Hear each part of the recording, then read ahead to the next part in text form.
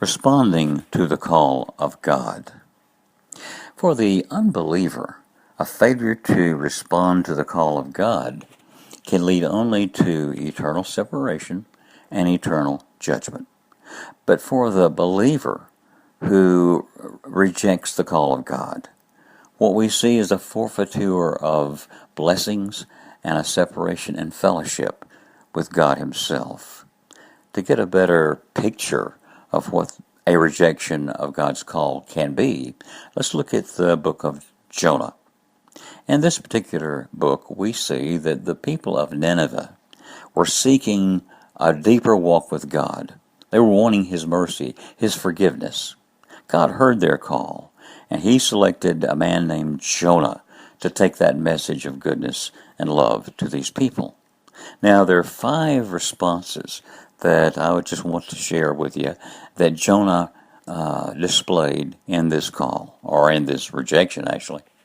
The first one was he simply rejected the call.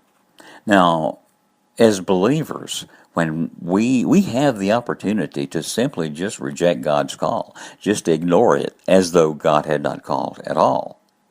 But we also find, and number 2 here, is that Jonah had to run from God. Believers just can't stay where they are. If we're going to reject the call of God, we can't just go on as business as usual. There has to be a response within our spirit, within our souls. That's what happened to Jonah, as he desired to run from God. Thirdly, what we find is that Jonah did find a way to run from God.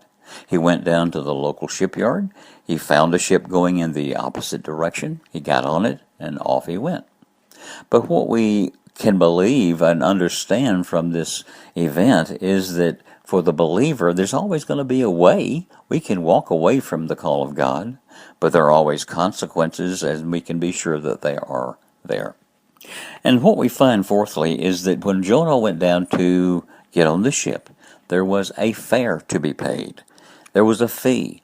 To be able to get on that ship, he had to reach into his own resources to pay the fare.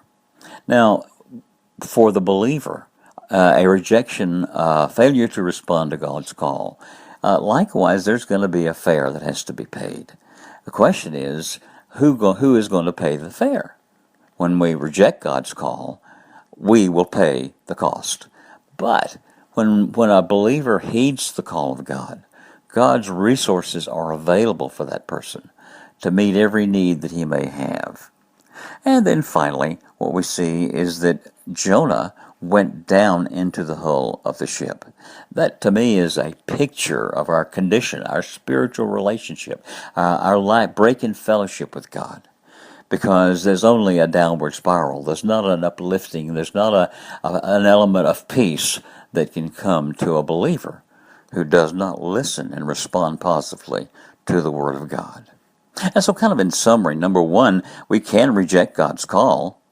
And for sure, number 2, that when we reject it, we can't just stay still. We're going to be running from God.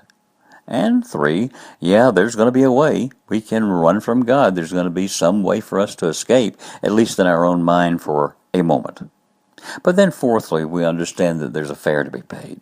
There are going to be consequences. There's going to be some cost involved.